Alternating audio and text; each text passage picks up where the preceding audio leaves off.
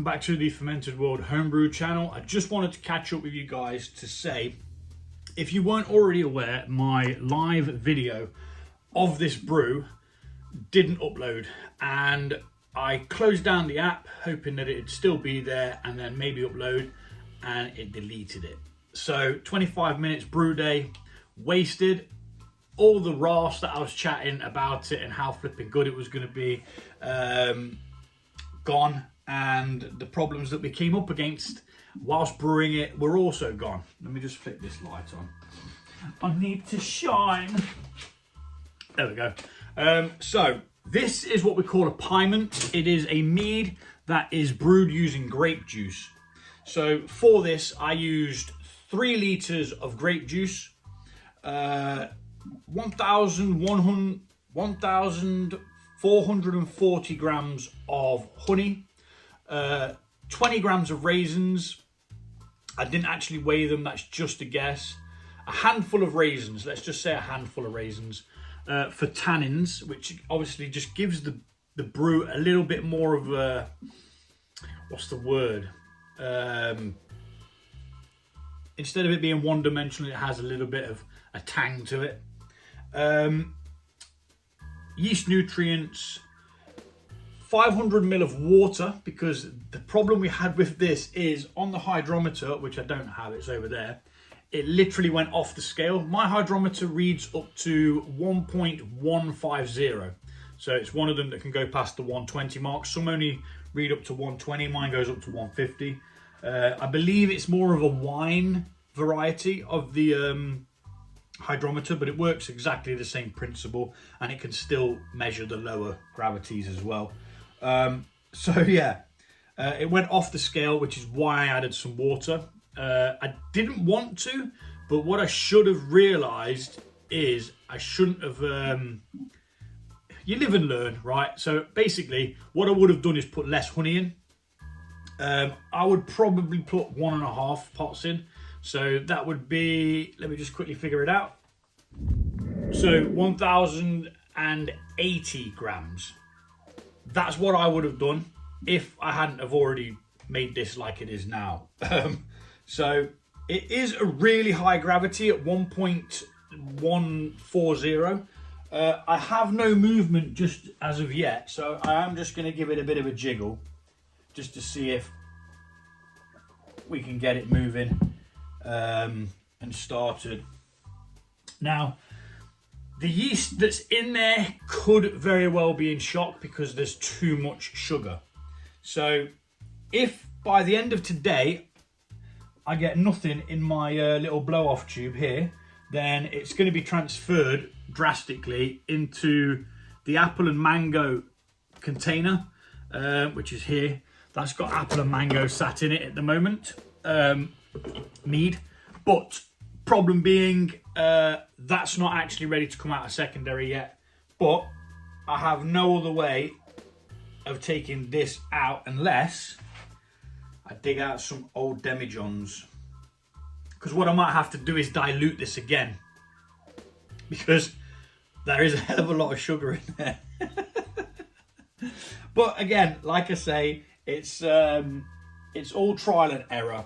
I did do this brew many years ago, and the only difference in this one was this is pure pressed 100% fruit, not from concentrate. So all the sugars from the grapes is going to be in there, as where from the concentrate they can moderate, because what they do is they wilt it down into maybe a syrup of some sort, and then they gradually add water so that it's like at whatever percentage they want. I think it's a way of them getting more out of it, but I am hoping that we don't have to dilute this anymore. I'm hoping that it does actually just start fermenting. It might not. Like I say, if by the end of the day it hasn't started, we are definitely going to have to transfer this to some other demijohns. I have got some open mouth ones.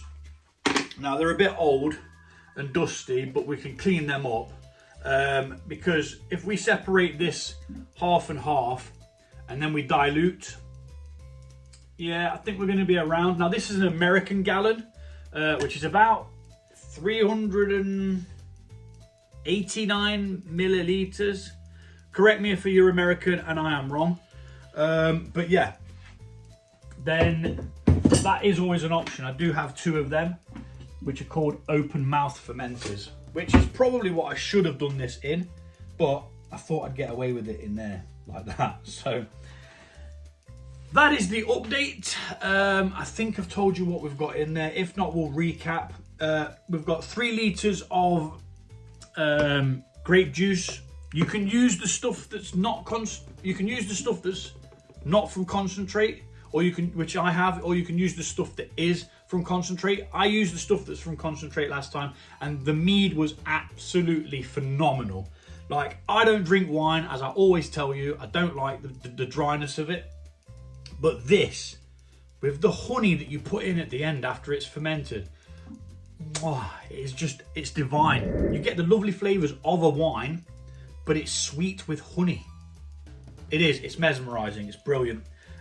So yeah, 3 litres, sorry, I'm getting a bit excited. 3 litres of either juice that you can get your hands on, then 1,080 grams of honey. We've got 20 grams or a handful of raisins, yeast nutrients, which is 1 tablespoon per gallon.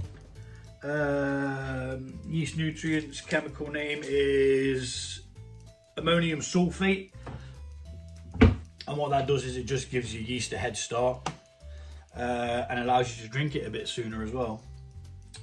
Then half a packet of Mangrove Jack's mead yeast called M05. Now that is the last packet of M05 that I actually have. I don't have any more. I am moving over to Lalvin EC1118, I believe it's called, which is another type of champagne style yeast, which we're going to be trying. So this had to have a blow off tube put on, because if this was to go off, it was going to go off like an absolute rocket. Anything with fruit juice, fruits, or anything like that becomes extremely volatile in a brew. I don't know what it is. The yeast absolutely loves it, and it just goes off like absolute madness. So what we do is we attach a tube to one of the airlock things, and then into a large container of water, and you just bury the hose under that's sanitary water in there, sterilized water, and yeah, it just creates a bigger environment for it to go wrong, basically, because if this goes off like an absolute rocket, what's going to happen is the bubbles are going to come up like this. They're going to go through this tube. They're going to end up going into there instead of all over the goddamn place. Like when I did a red wine before, it went absolutely batshit crazy. And I'm sorry I swore, but that's the only description I can use. It went batshit crazy. It was spewing, it was foaming, it was frothing. I mean, there's still stains on the wall here, which I'll take a little picture of in a second. I do need to redecorate, which is why I'm not bothered about it, but that's been there over a year, and it looks like someone was massacred. So yeah, that's why we put a blow-off tube on. I can actually just show you what this is, because it hasn't started fermenting yet. So it's literally just inside that tube, because this tubing seems to be a little bit thinner than what I expected. So this one went inside it. The one that I've used before went on the outside of it. But yeah, that's just on there loose as well, so any air can escape. It's not going to be building up any pressure, because you don't want that. Ideally, could probably do with a little blow-off hole in there, possibly with like a little punch or something like that. Yeah, I'm going to do that. I'm going to find a little punch just so I can tighten that off. But then again, I don't want anything else getting in there really, so I'll probably just leave it as it is.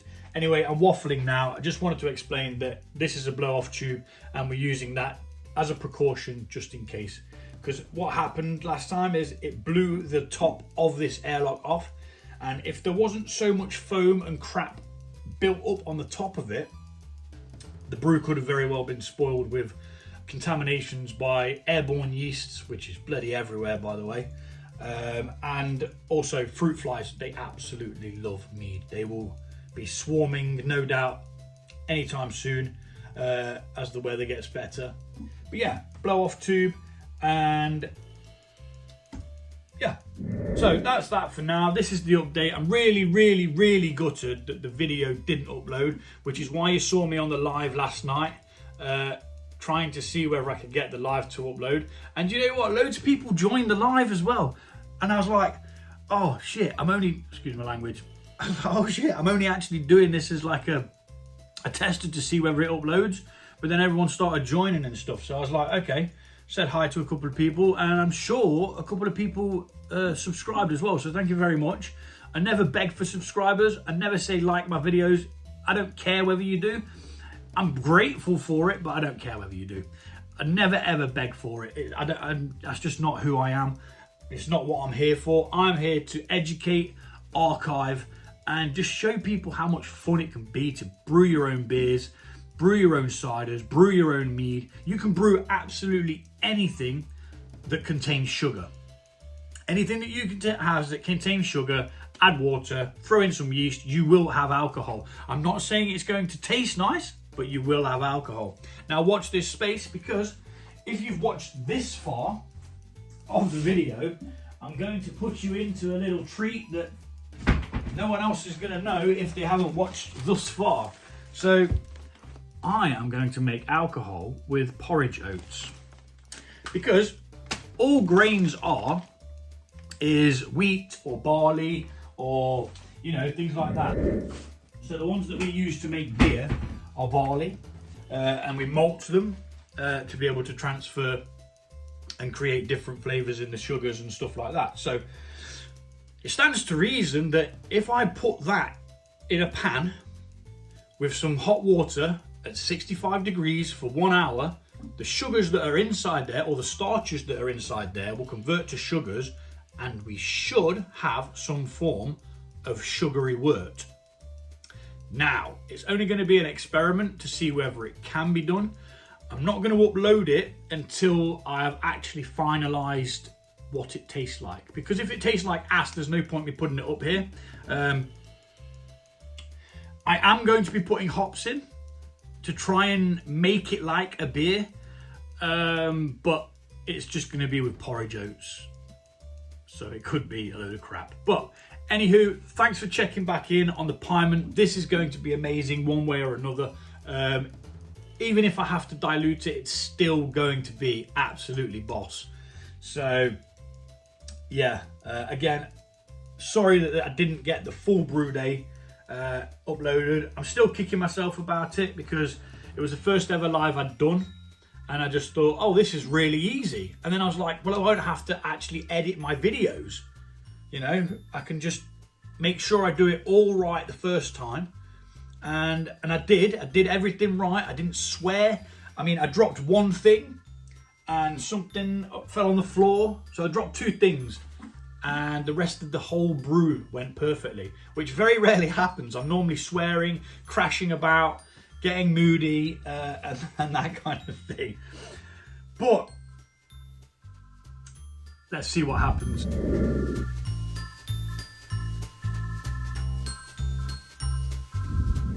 Hello, right, so we're back, and it's still the same day. I've just come back to sort this out. These have been sterilised now.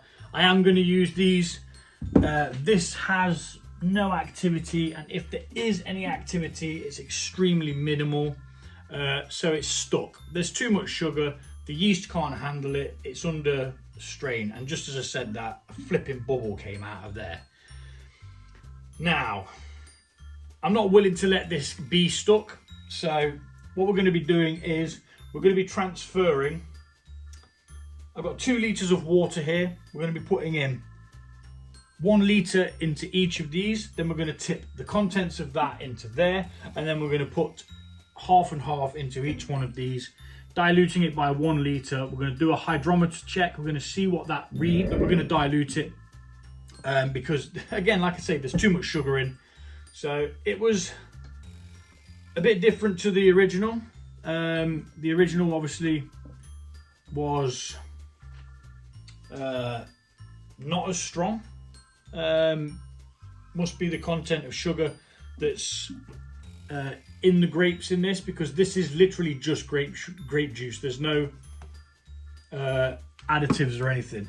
Another reason why we need to get this sorted today, as it was brewed yesterday, started yesterday, and if we leave it too long without any CO2, it's not protected because it's got oxygen in there, which means it could very well go bad. Right, so 2 litres.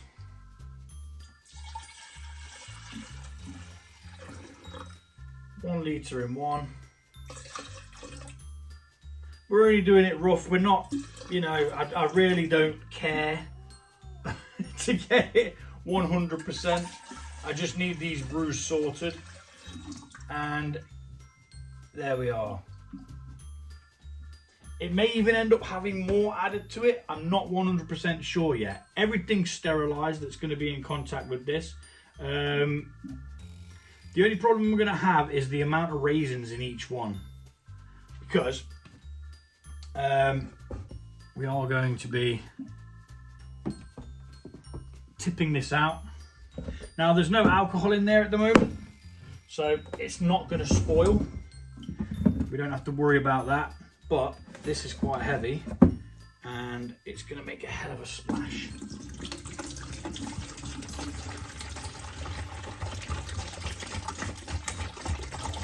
Operation Save the Pyment. Oh my god, it's splashing everywhere. There we go. Now it's just flowing. Oh, it's going all over. I've just been in the bloody shower and it's all over my arm.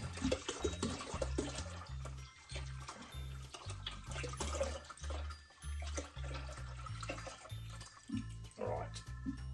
Let's just hoist that up so that we've got everything. I should have swizzled it out a little bit, which I'm going to do now actually, because there's a deposit of yeast at the bottom and we're going to need that. I should do. Just to make sure we bring that with us. Reason why I've put it in the pitcher is so it's easier to gauge, to equally add it to this. So that's about 4.5 litres there. So we are going to do 2.25-ish. Okay, so about 220 each then, yeah? Now all the raisins are going to end up in this one.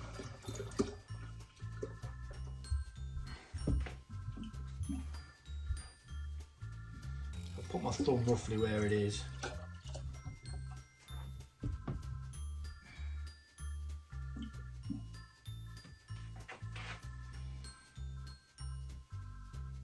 I'm going to say that's pretty much it.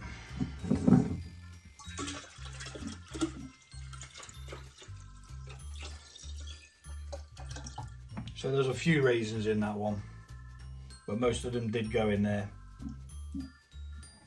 The yeast would have been suspended when we tipped it anyway, so it's all mixed in regardless. One does look like it's got a little bit more, but am I bothered? No, I'm not. We're on an Operation Save the Bloody Brew, so it really doesn't bother me.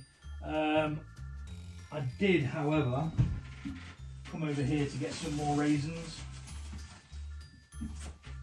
just because most of them came out in the beginning of the other brew. So we'll do most of them in there, a few in there. Job's a good one. Right, so let's just give it a mix.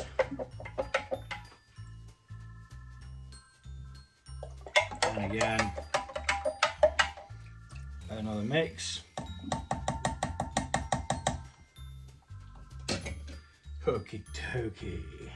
Now these did have a very good clean. These haven't been used for absolute ages. I think the last time I used these was when I brewed a sake. Now, if you're not sure what sake is a rice wine. it went okay. It was drinkable, but obviously it was done in my kitchen instead of by some Japanese or Chinese master of brewing rice wine. So it wasn't all that nice. It was drinkable, do not get me wrong, it was actually drinkable. And we've got some left over in there, so we're having that. And there's a bit left in that, so we're having that. And some raisins. Give me the raisins. So we're going to do a hydrometer test, see what the dilution did. I mean, it was only a litre, so it might not have done a great deal. Hopefully, we're good. Anything below 100 or it's bang on the 100 mark. Now that's normally what I'd get from a mead. So 1.100. That's absolutely fan-dabby-dozy. Perfect. And because this one's a little bit higher, I'm gonna do that and that because I can. So that should now be a really good dilution. So the extra litre in each of them was a good call. It's given me what my normal start gravity would be for a normal mead. And we're just gonna bang on some airlocks. I had to buy some new airlocks because I just don't have any spare. I've got one brew over there, one there, a beer there, and another one there, and all of my airlocks are in use. Now, that new airlock doesn't sit very snug. It kind of goes in very, very easily, but that is okay. As long as things can get out, that's fine. As long as nothing can get in, I suppose, is the crux. We had a bit too much water in that one.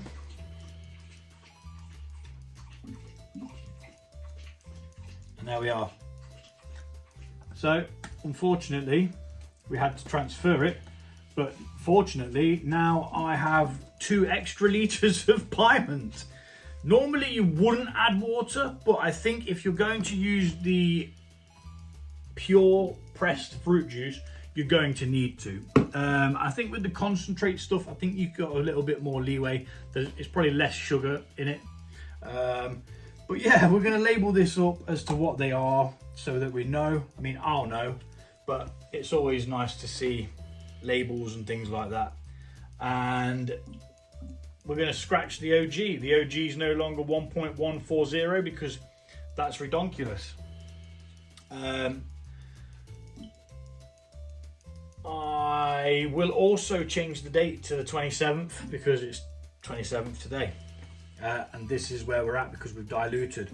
Now, I'm hoping overnight these are going to start fermenting. Because of their volatile nature with things with fruits or fruit juice, I am quite tempted to put them in some sort of buckets. Yeah, I've got a pan here, which is what I brew my beer in. One's going to go in a pan and the other's going to go in a bucket because I'm still not quite sure if they're going to go off like rockets, and I just don't really want the mess. To be honest, if I am honest with you, if you could save the problem, jobs are good. And what do they say? Prevention's better than the cure. So they're going to sit in there. If they do go turbo, then so be it. You know, that's life. But I'm hoping they're just pretty mellow, and hopefully we should see some fermentation bubbles tomorrow. Thanks for watching.